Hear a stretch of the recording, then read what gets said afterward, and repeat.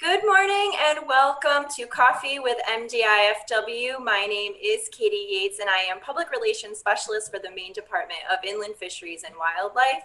Coffee with MDIFW is a new monthly series where I'll be meeting with different staff from our department to chat about recreation, conservation, and management over some coffee.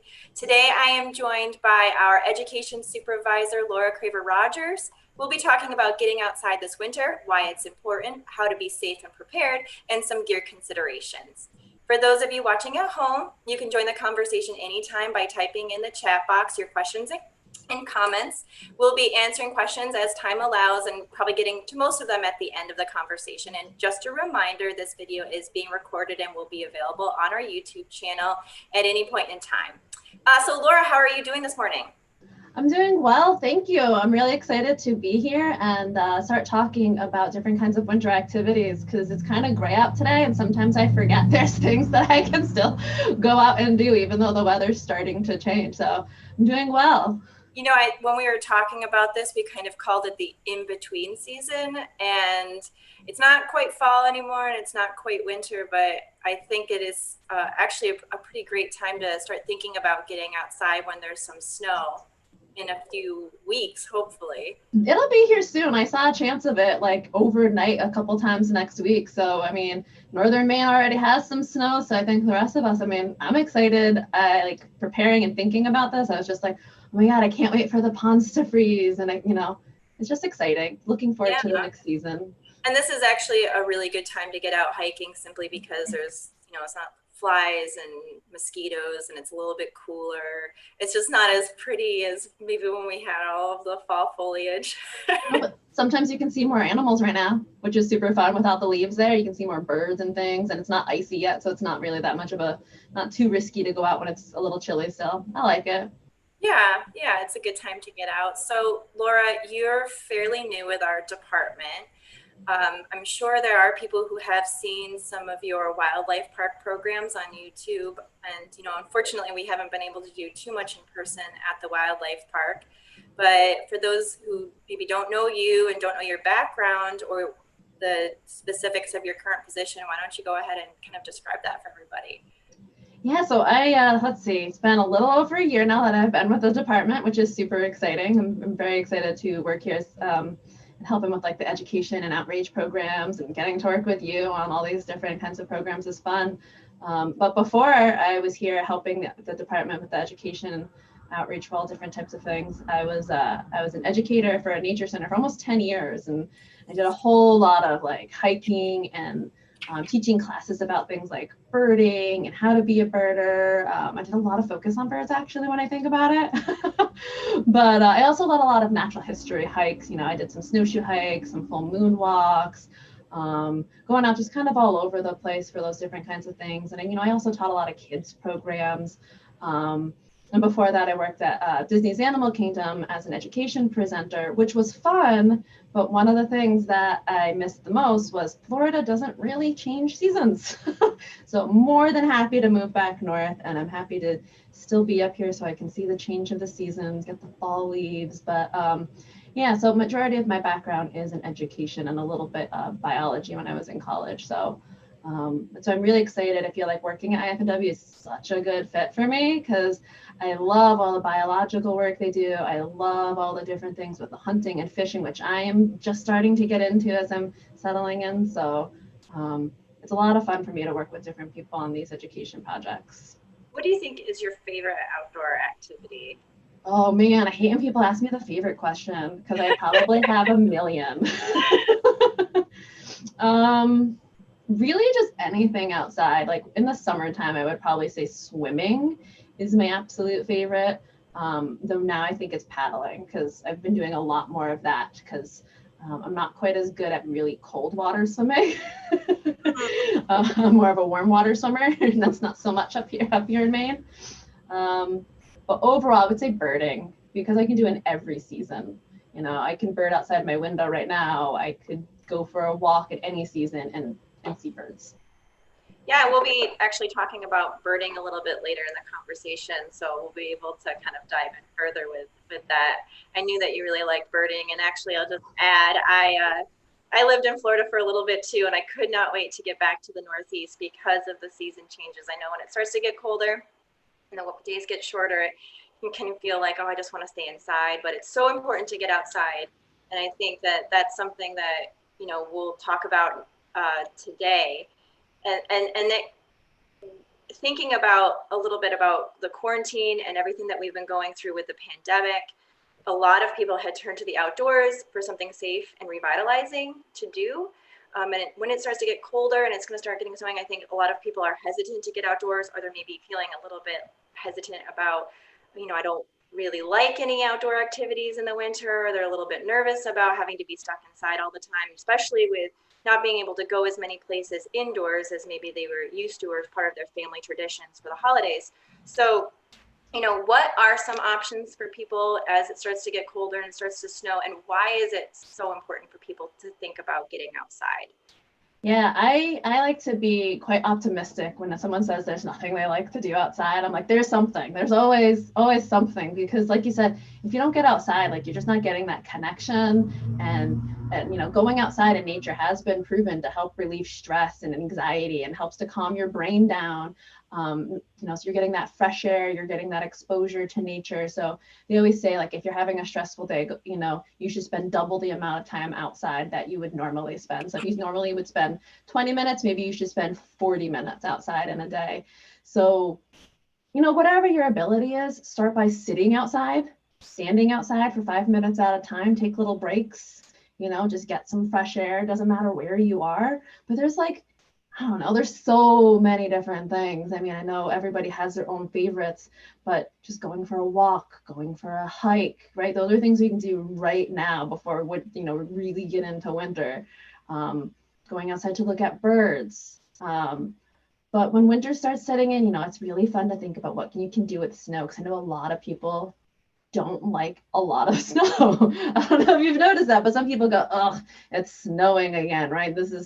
I look forward to the first snow. Like, we had one, what was it, like a few weeks ago? I think there was a little bit of snow that came through the middle of the state. Dusting in mid-coast. Yeah. But it was enough that I was like, oh, I can't wait for like the ponds to freeze so I can go ice fishing, or I got to dig out my snowshoes. So like snowshoeing. I have a lot of friends who like Nordic skiing or cross country skiing. I myself haven't tried that yet.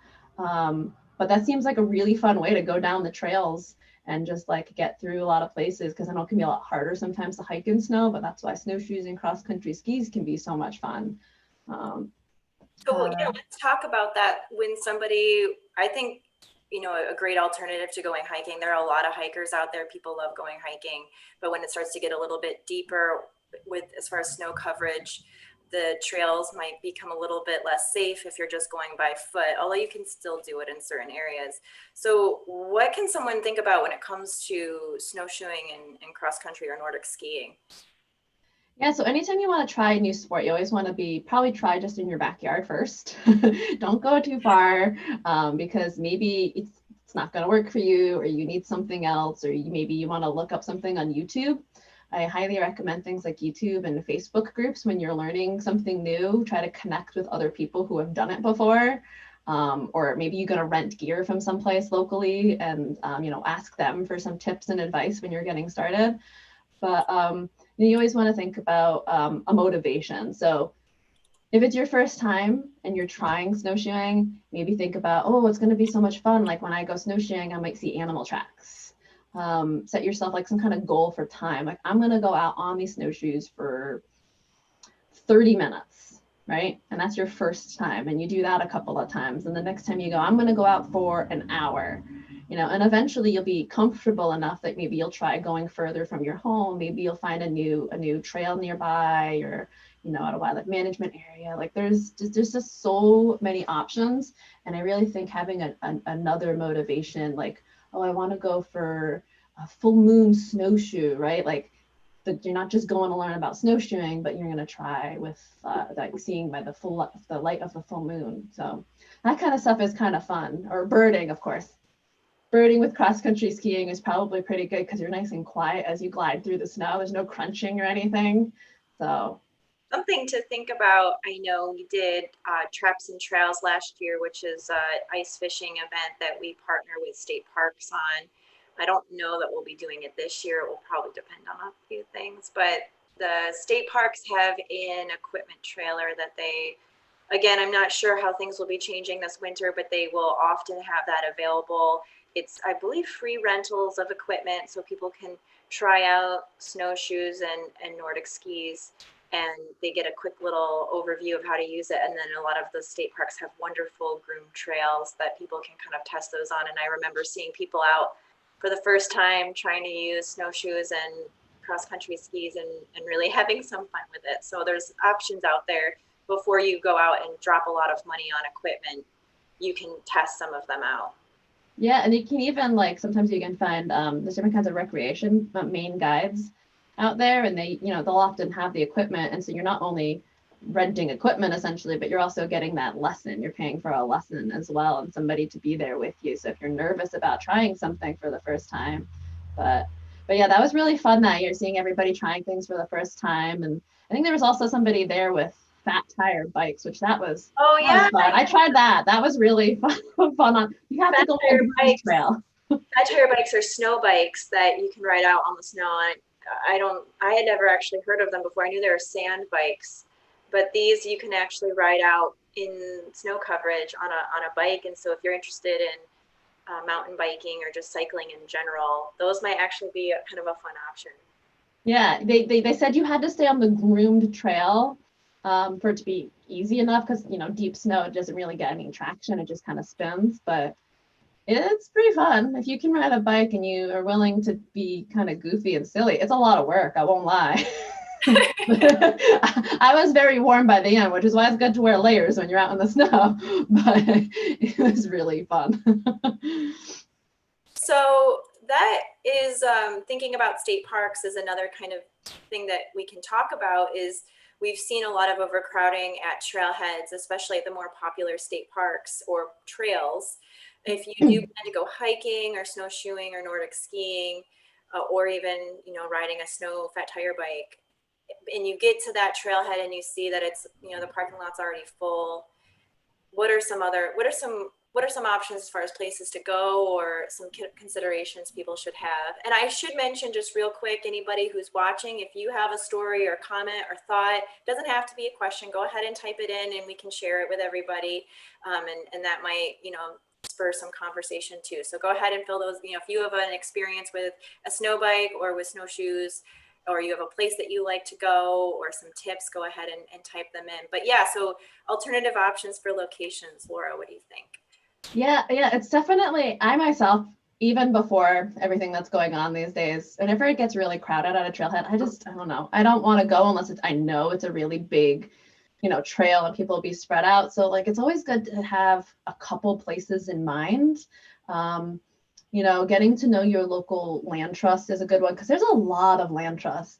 So one of the things I've noticed is if you think of like a river name and then put land trust after it or a watershed, there's probably a land trust that goes with it. So if you're not sure who's a land trust in your area, like it's pretty easy to maybe do a Facebook search or look on Google.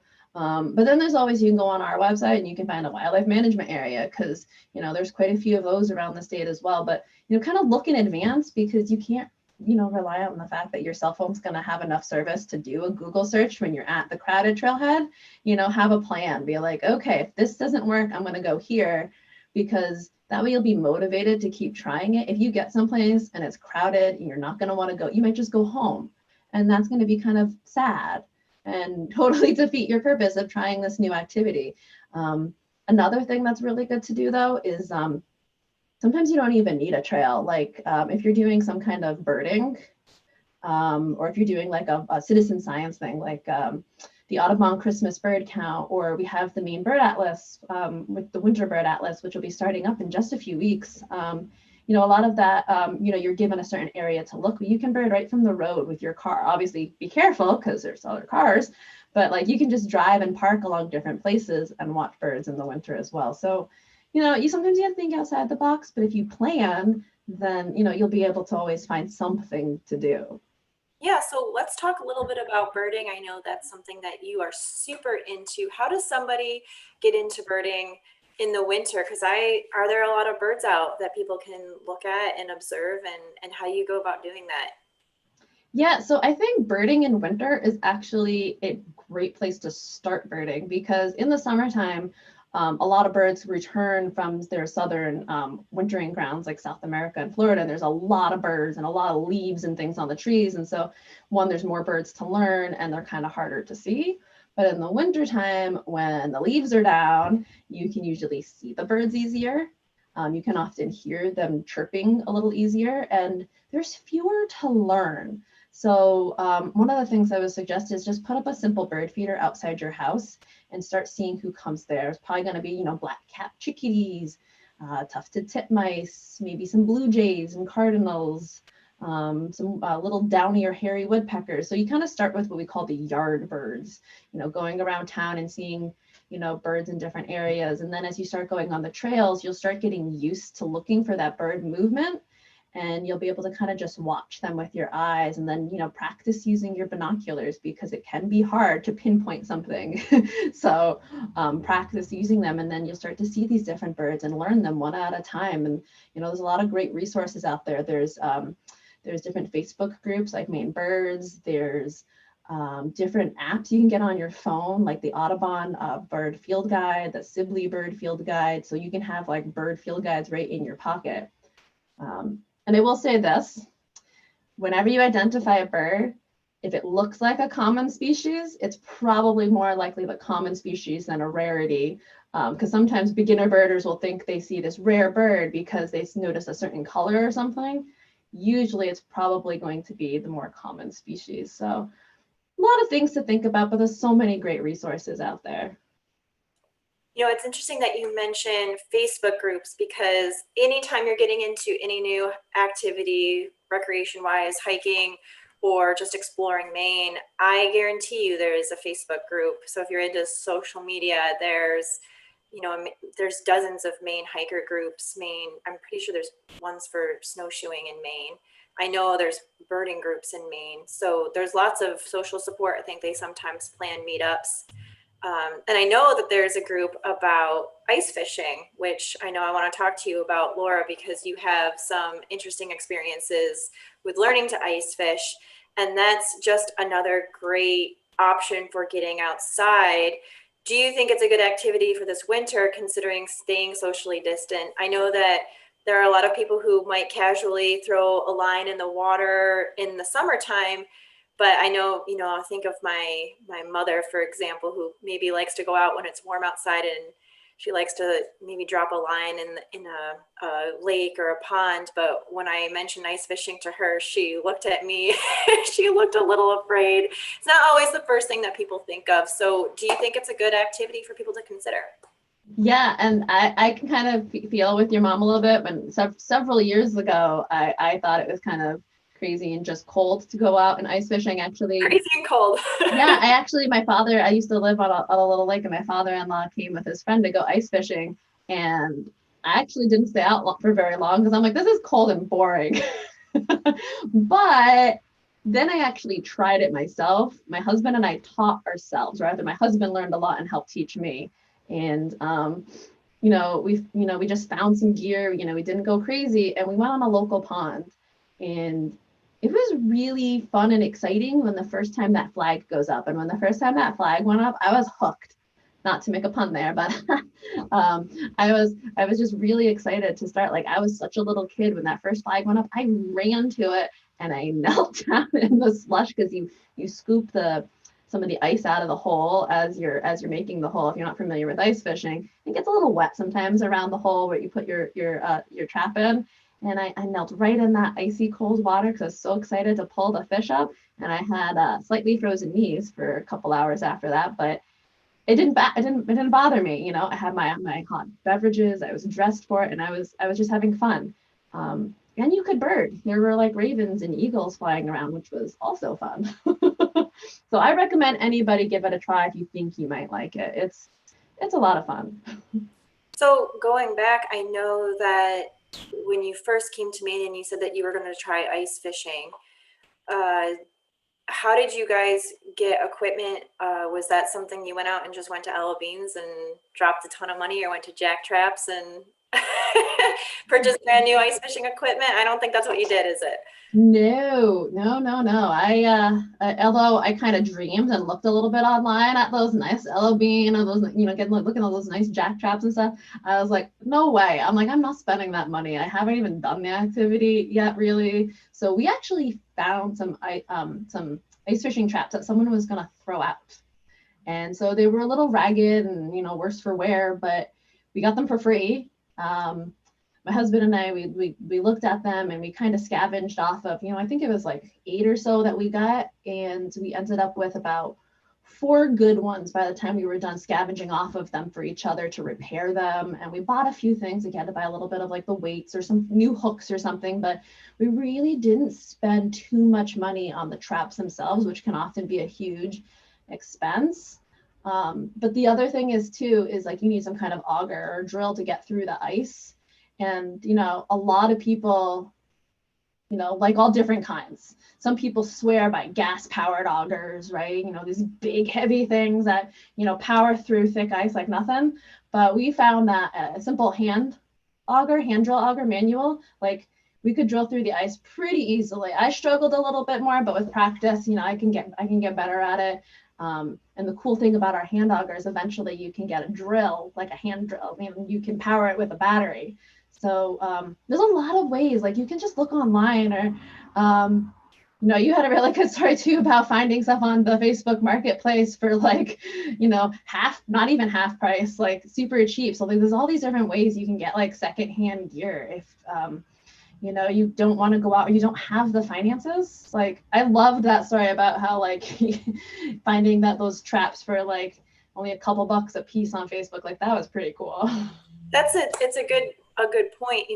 With ice fishing, it's incredibly, I love ice fishing, and I went ice fishing for the first time when I first started with the department a few years ago. Some of my coworkers took me out and taught me, walked out on the ice. It was actually the first time I'd ever gone out on a frozen body of water before. It was a little intimidating, but we walked out there, and it's such a social, fun hobby. We drilled some holes. You can also, there were leftover holes from other people who had gone out earlier that day, cleared out some of those. As long as they're not being attended and someone's not using them, it's perfectly acceptable to use some of the leftover ice holes, and you can just clear out the ice that's formed and drop some traps, or you can try jigging. You don't have to be standing right next to someone. Everyone can kind of have their own space, and it's fun to bring food, bring a thermos full of coffee or hot cocoa or whatever it is, and kind of make a day of it. And it's actually interesting, you could get a suntan out on the ice with the sun reflecting off of it. So make sure you bring sunglasses and sunscreen, and you actually get warmer than you imagine out on the ice. So if you think it's something where you're just going to be cold and miserable, that's not necessarily the case. Yeah, but we got on Facebook Marketplace a bunch of gear that someone didn't want anymore. And that's a really important thing to keep in mind. If there are people out there who are looking for gear, there are lots of folks who have been ice fishing for years who maybe their equipment's sitting in their garage and they're not going to use it anymore, or they're more than happy to share some equipment or share their knowledge. There's, and if someone's out who's watching, who likes to go ice fishing, become a mentor, share that with somebody, ask somebody, your neighbor, friend, coworker, if they want to go ice fishing, and, keep in mind safety considerations, but pass on that, tradition to someone else. And it doesn't necessarily have to be immediate family. It can be someone you maybe hadn't thought of before, just a friend who likes to go outside in the winter, and give them that opportunity, rather than letting the traps or the jigs or the auger go and sit in your garage or your basement or wherever and go unused. It's, just put them on Facebook Marketplace or whatever and let someone else have some fun with them. Especially, children love ice fishing, and, you can kind of make a brand new tradition out of it. So when it comes to ice fishing, Laura, what are some safety considerations people should keep in mind? Because I don't want to send a bunch of people out on the ice without having them think about what to wear, what to do to make sure the ice is safe, and some other, considerations. Yeah, yeah, you always want to be super, super careful. Like you know, you want to make sure the ice thickness is something that you're comfortable with. If you don't know, kind of, you know, join some different groups online, do some research. You can even hire a guide if you're really nervous the first time. I know I myself get really nervous with ice thickness, and I'm always really making sure I check it. So I check it before I get on the ice. We have what's called a spud pole, or just a really heavy, tall pole with a pointy, sharp end. You can poke a hole in to see the thickness of the ice. Some people use drills to test the thickness. And, you know, obviously you're going to want thicker ice, the more equipment, the more people that are going on the ice, because more weight means, you know, the more chances you could break through, and you want to avoid that, of course. That will really ruin your fishing trip. But, you know, you just want to do something that's going to be comfortable for yourself. And, you know, I've got, you know, those ice cleats for my boots, because sometimes the ice isn't snowy. I like when it's snowy, because then I'm not as likely to slip and fall, especially running after those flags when they pop up on the ice traps. But another thing that makes me feel better is I have these little ice picks that I wear around my neck. And that way, heaven forbid, I fall in a hole in the ice. Like, it can be slippery, and these have little spikes in them, and you can kind of help get you back up, and you kind of just wear them with your scarf. So there's things you can do to make yourself feel better when you're ice fishing, but really just understanding ice thickness and different types of ice. Because there's some kinds of ice where, like, it can be more like black ice, and you get like water on the ice, and it's kind of, you know, the extra weight of the water on the ice can also be kind of dangerous.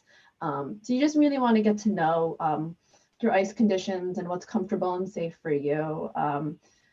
But there's so many different things to think about too, like what you wear. Like, you know, I said sometimes it can be a little wet. I learned quickly after my first ice fishing trip that I need some way to keep my knees from getting wet and icy and cold. So instead of wearing my Carhartt bibs, which aren't really waterproof, I wear my snow bibs because they're more waterproof. They're meant for like snow play and, you know, snowboarding and snow skiing, you know, stuff like that. And also I have 2 pairs of gloves. I have a pair of gloves for when I'm sitting there waiting and sipping my, you know, my tea or something. But then I have a pair of waterproof gloves, which I just got these at a local hardware store. They're rubber and they're slightly insulated. And I think they were like $10 at the hardware store. But that way, when I go to grab the line and the fish out of the water, I have the rubber to make it easier to grip things and to keep me dry. And, you know, so just kind of preparing and thinking about those things. And always tell someone if you're where you're going, even if you're going with somebody else, because you know, you want to make sure someone knows when to expect you back. So if something does happen, somebody can get help for you. You know, we don't want to think of those things happening, but it's always good to let somebody know your plan before you go out, because we want everyone coming back safe. We want you to have fun, but we want you to come back safe. And again, you know, I'll pitch the registered Maine guides. There are so many guides out there that lead people ice fishing, and they have a wealth of knowledge. They know where to go. And if you're feeling uncomfortable, you think, I'm not quite ready to go out on the ice yet, they're a great resource for teaching you those skills so that you can feel more confident, but also looking for a mentor. And there are websites that will provide some, you know, information about what's safe as far as ice thickness for standing on the ice versus, you know, some other activities on the ice. So those are all things to keep in mind as far as safety is concerned. And like I said, make sure you wear sunscreen and sunglasses, and you will definitely thank me for that tip, because you will get a sunburn and your eyes will be killing you. Yeah, I quickly learned after spending like an entire day on the ice when we all went out one time. I was like, my regular driving sunglasses didn't cut it. I actually went out on Amazon later and bought some polarized sunglasses because the glare coming up all the time off the snow was just so much. My eyes hurt. So it's definitely something to remember. And I'll also say, you know, you mentioned birding and seeing birds. My husband says that he has never seen as many eagles as when he goes out ice fishing. So it's a great way to see wildlife. You might see tracks in the snow. You might see birds that otherwise maybe you wouldn't encounter, and just a good way to interact with nature. Go early, you'll catch some fish, and then you have the rest of the day to kind of do some other things. But, you know, we talked a little bit about gear, but I know for a fact that gear is going to be flying off the shelves, whether it is ice fishing or snowshoeing. What are some just quick tips for people to find the gear that they're going to be needing to, if they haven't interacted with any of these activities in the past? They might need some equipment, even some of the basics going forward. So what's some quick tips for them?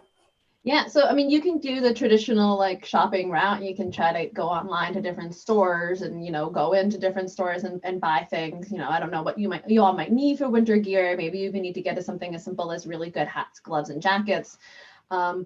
And those things should be around for a while. But then the other more specific gear, especially as we noticed in this past spring, a lot of the fishing gear went really fast because everyone was trying to get outside and find another activity to do. But we already mentioned, Facebook is a great place, Facebook Marketplace, Craigslist, all those kind of places where you can buy and get secondhand and used things. Thrift shops are great as well to find some different things, and also getting creative. I mean, you don't have to have the newest, the best, the perfect gear. You need something that's going to work.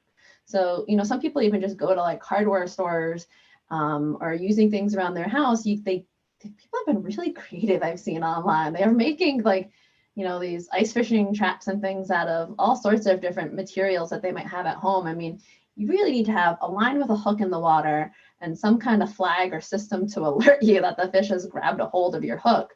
So you can find a lot of these different kinds of plans, especially if you're really handy or crafty. You might be able to find these kind of ideas online. So just kind of looking for that if you can't find something secondhand. But really, I'd start looking now if you think you might want to try it, because a lot of people are looking for the outdoors to get out. And again, ask people, go on Facebook groups, because I saw that there was a hunter a woman hunter trying to find some gear, and she didn't have it, couldn't get it for one reason or another. And she reached out to her community, and people were like, oh, let me see what I have in my closet. Let me see what's in my garage, and offering up things either for loan or for her to keep or things like that. So, don't be afraid to ask people. And it's a great way there's so many ways to find things.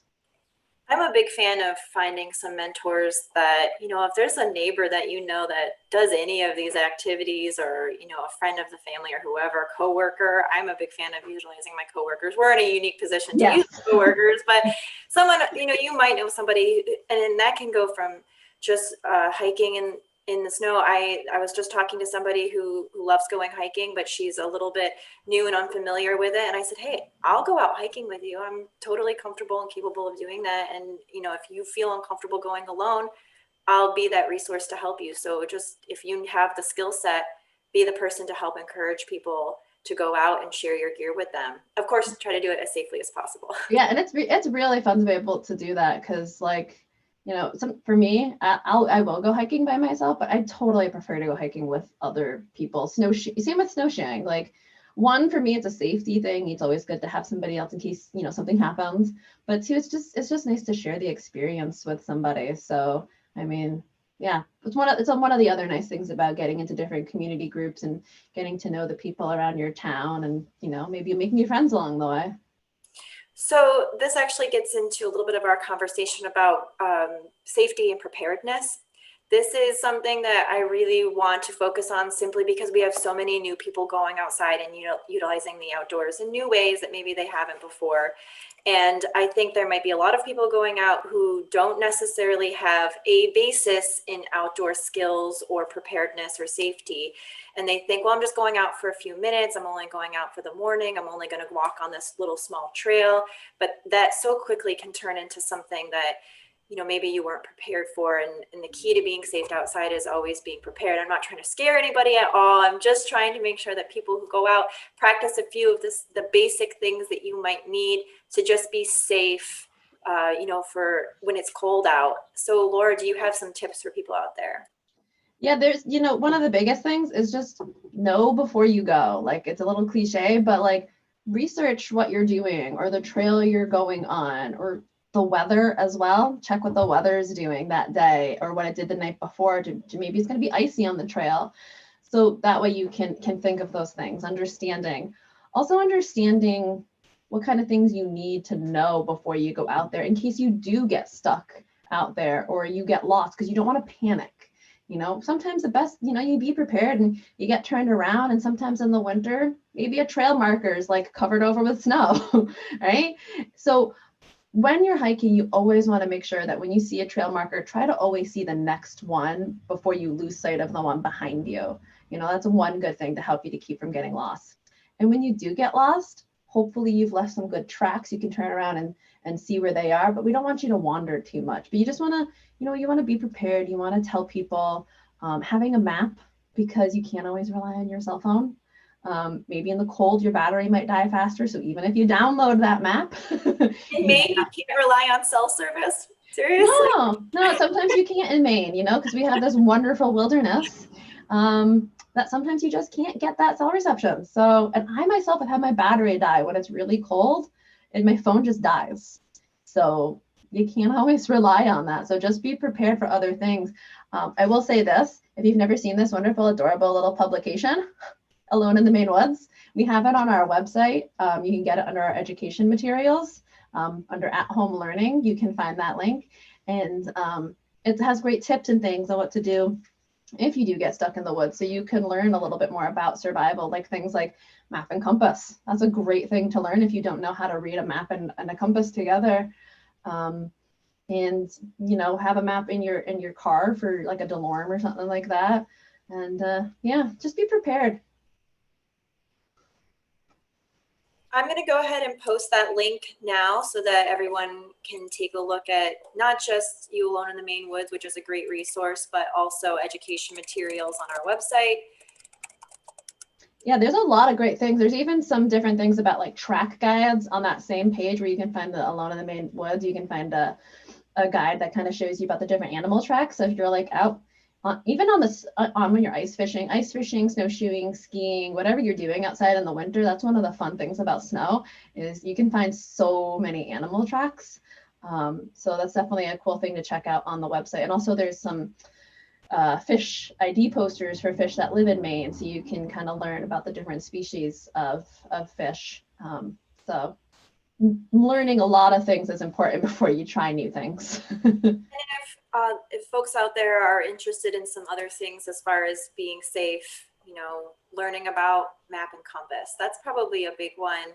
Or learning about leave no trace, having a survival kit. Those are also really, that's another really important factor to keep in mind. I might be going out for just 15 minutes. That could turn into a full day event. So making sure you have extra clothes or socks, making sure have a little backpack with all those things and water. Everyone always forgets water in the winter time. You will get dehydrated even though it's not hot. Like you need to drink water. And I always like to have a safety whistle. So if I do get lost, I can blow a whistle really loudly. Luckily, I've never had to use it, but I have it. It's always with me. And making sure you have salty snacks. That's actually another because if you're out and you're moving a lot, you're perspiring, you're losing electrolytes. And so having things like bananas and some like peanuts, high protein, salty snacks, so you can replenish those electrolytes as you diminish them with water. What is something also as far as layering your clothes? What are some things to keep in mind there? Because I think a lot of people might just wear jeans and a t-shirt and a light coat and think, I'm good, I'm only going out for a little while. What are some tips there?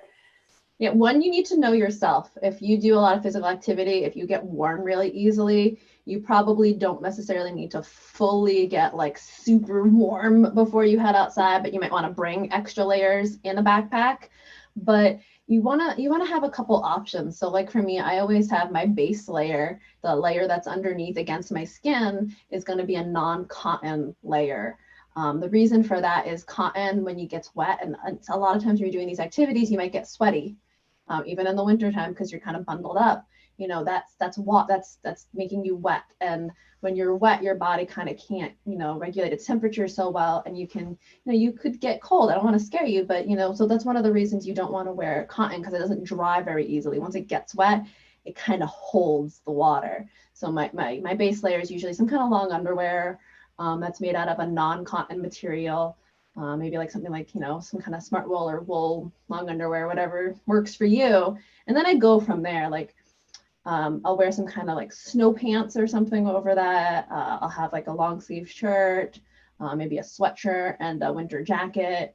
But all these are layers that I can peel back or I can add on as I'm doing the activity, because maybe it's going to be sunny and I'm going to start getting really warm and I'm going to put my jacket in my backpack, or maybe I just want my windbreaker, not like a big thick jacket anymore.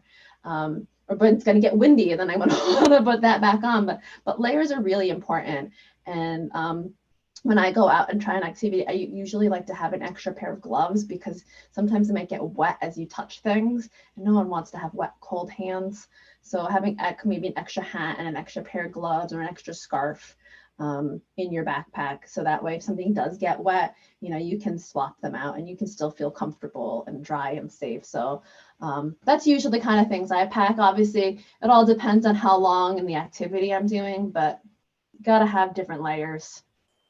So another thing to keep in mind for something to wear, it's not so much an issue really in the winter time when there's snow, but during firearms season in Maine when people are hunting, it's a great idea to have some bright colored hunter orange hat, or just even one of those vests that you might wear. And those are just good to have in general. If you end up and it's dark outside and you end up walking on a main road, you're going to want to have something reflective and bright to throw on. So having those just in your pack to have on is a great idea. Anytime you're in the wilderness, I think it's smart, and it might cramp your style a little bit, but it's a good idea.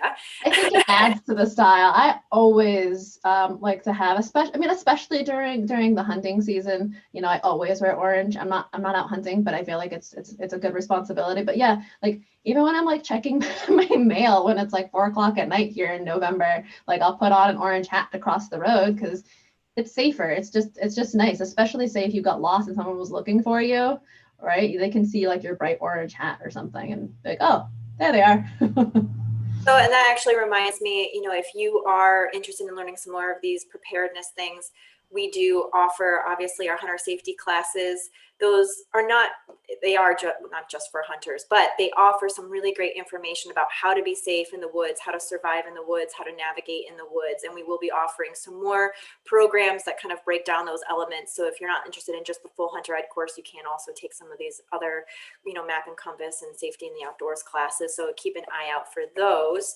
And so that kind of gets me into, if you're not ready to go out onto a trail, or it's a little bit too crowded, or you're just thinking about enjoying your backyard, what are some ways that you can maybe still have that outside time without leaving or going far from home?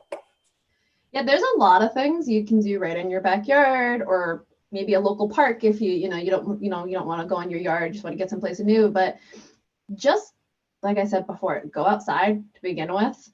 I don't know if you're working from home or you're not getting out socializing very much as you'd like to or whatever, but just going outside and just kind of looking around your yard and practicing observing. So there's a lot of different activities you can do to kind of help you just get comfortable with being outdoors. Some of them are at that link that Katie shared, things like sound mapping. So getting used to your senses. Sometimes some of us who aren't comfortable maybe in nature a lot, where you hear something, you're like, what was that? Or you're not sure what's going on. It's good to try to practice using your other senses. So hearing's a big one. So sound mapping's an activity where you can kind of go out in an area and you can close your eyes in your backyard and just listen. When you close your eyes, you listen a little bit better.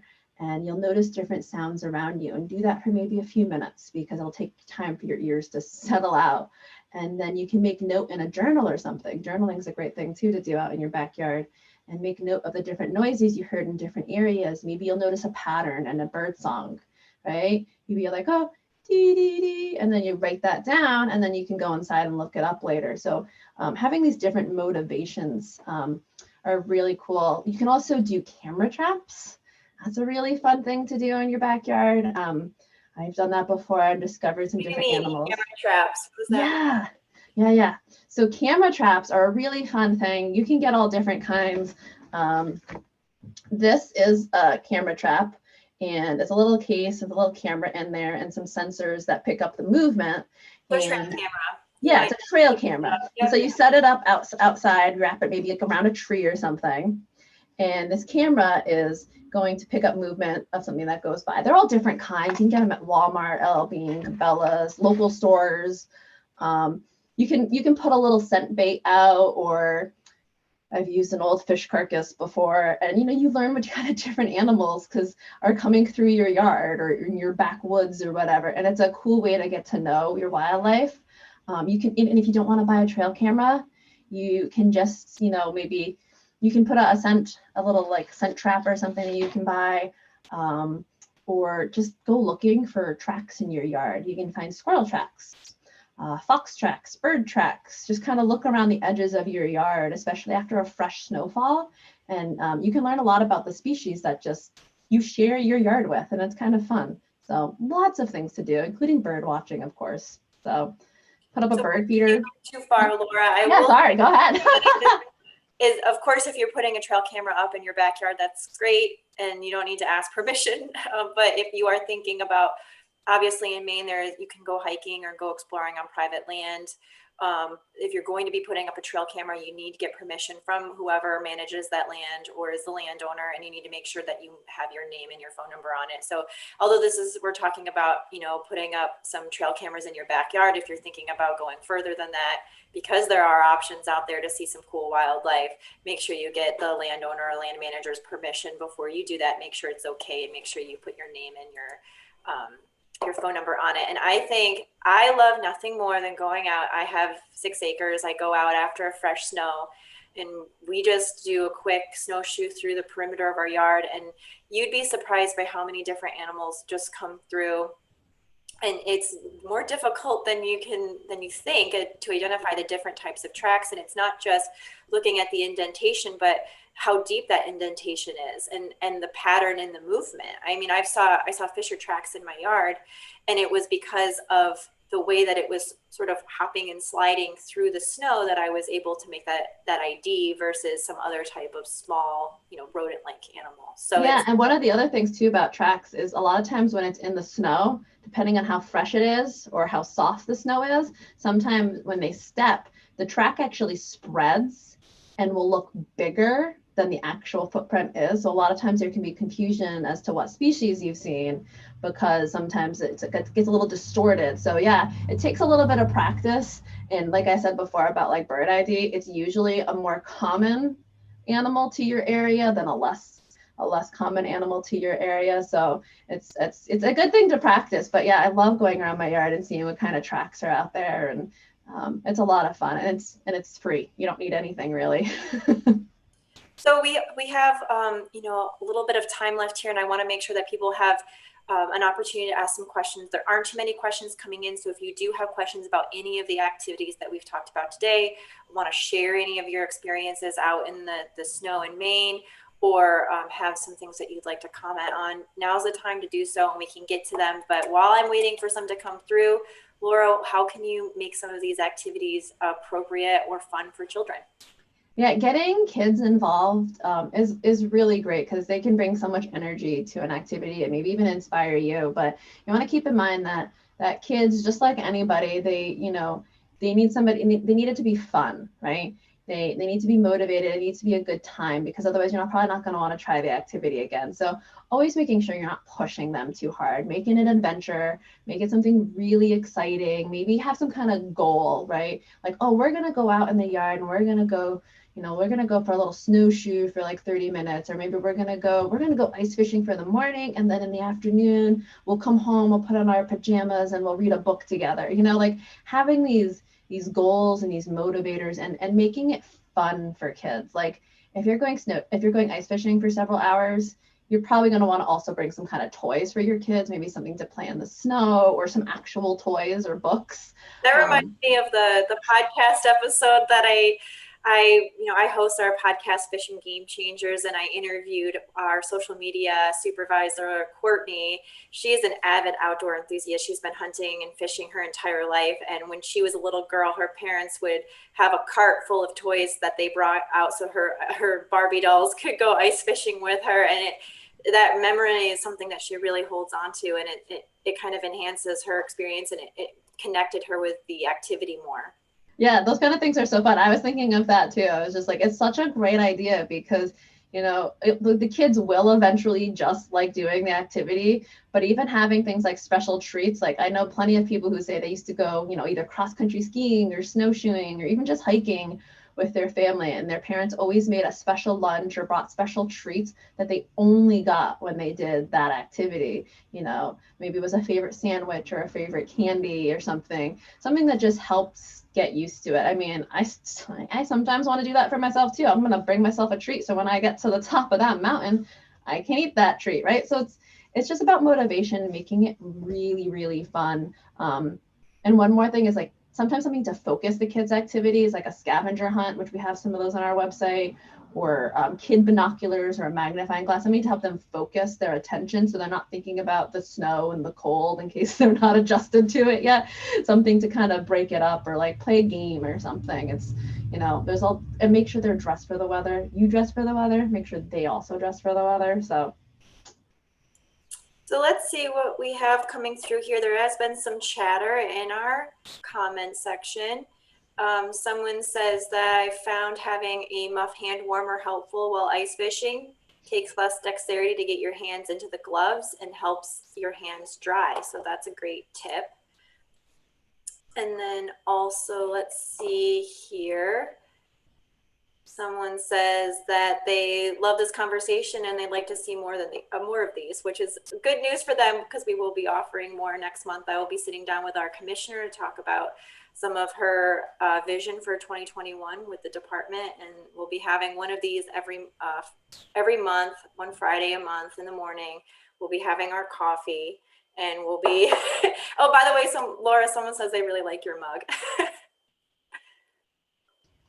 Thank you very much. It was from my aunt who passed away, so it's very special to me. And here someone else says, if you're ice fishing after a rain, be ready for the upper ice crust to break. That's, it's a good point. Keep an eye on the weather if it's been warm recently. And, even ice fishing is something you have to really be careful, I think, and have some really significant safety considerations because, of course, ice is prone to fluctuations. Even, the thickness of the ice can change throughout the depth of the lake. But when you go out after a rain, if it refreezes, it's going to be slippery outside. And so just keeping an eye on the weather and sort of keeping some things in mind and being observant when you're outside that's why being outside is so rewarding, I think, because you go out and you can spend all day just observing and taking in everything.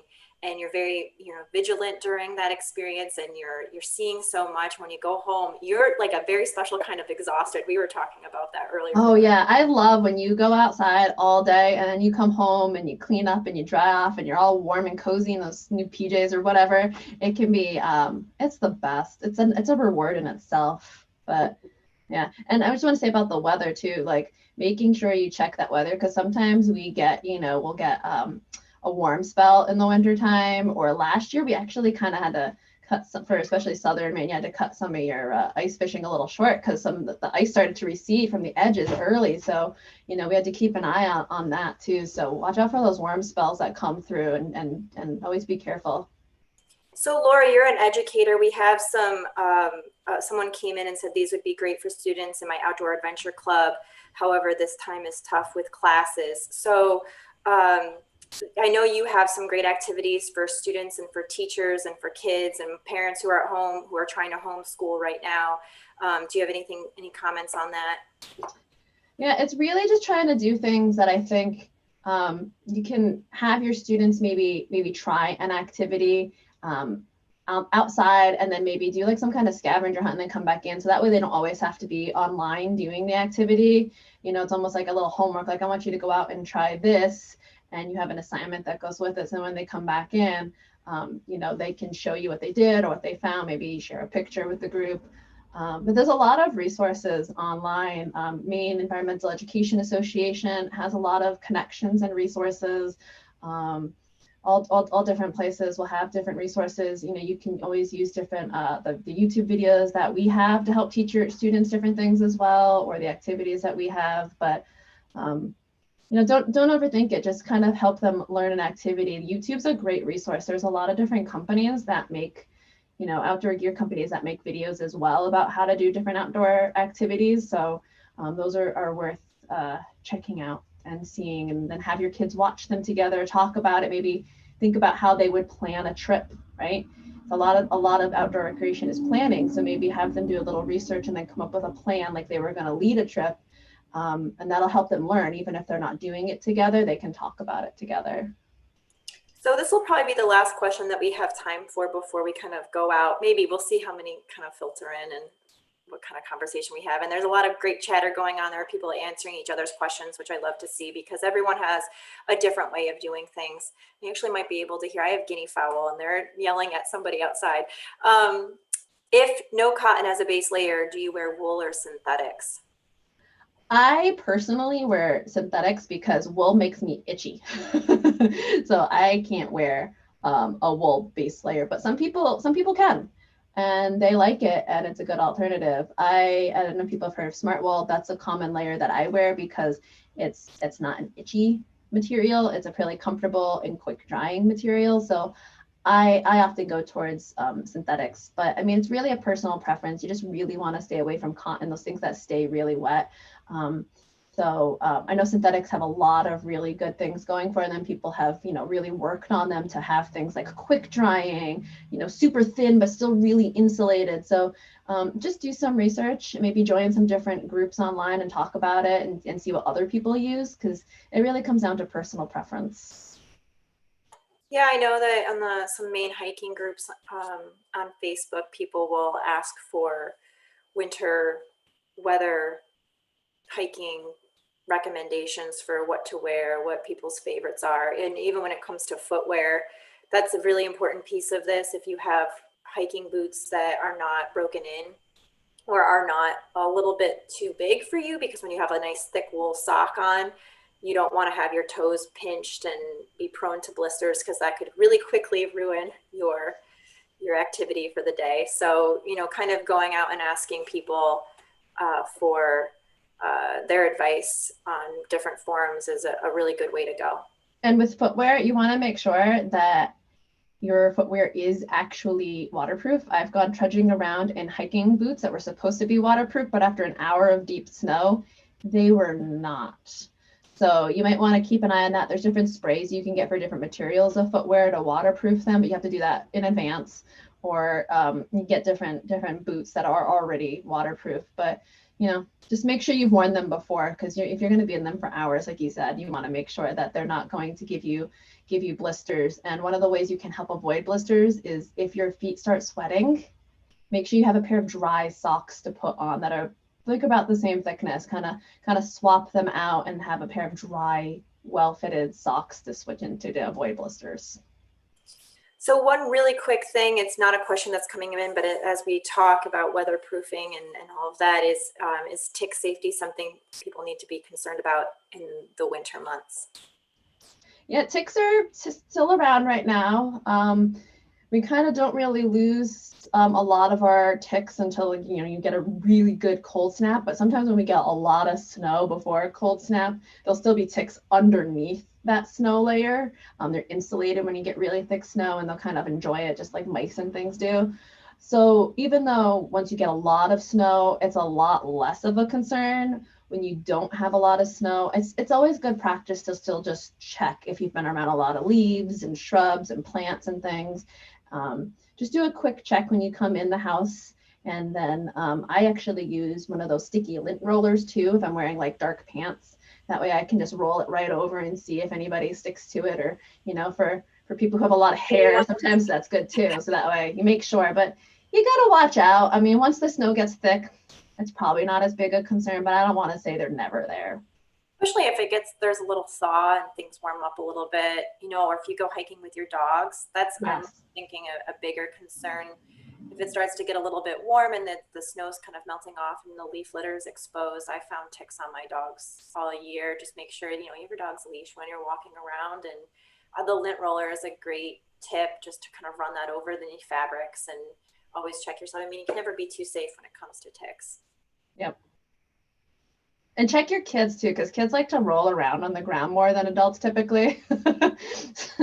Make sure you check those kids when you bring them in for their bath time or whatever. Just make sure they don't have ticks crawling around on them when they were rolling on the ground. And the last point actually that's coming through before I think we're gonna go out for the morning is And this is something I was actually thinking about and I meant to mention is layering your socks. You don't have to do that, and that will lead to blisters and make your feet colder than they have to be. Just get one really good pair of wool socks to wear at a time, and then swap those out for a dry pair or a new pair if you're starting to feel like your feet are getting wet, or if you're starting to get some type of blister or something. And if you're out and you're not comfortable with the gear or the activity, it's okay to turn around and call it quits early. Yeah, it's better, I think, to end a little early than to be miserable for hours. And hand warmers. I have reusable hand warmers that you can just kind of put in the microwave and rewarm them and stuff. But I mean, don't do that with all hand warmers, by the way. But certain ones you can reuse.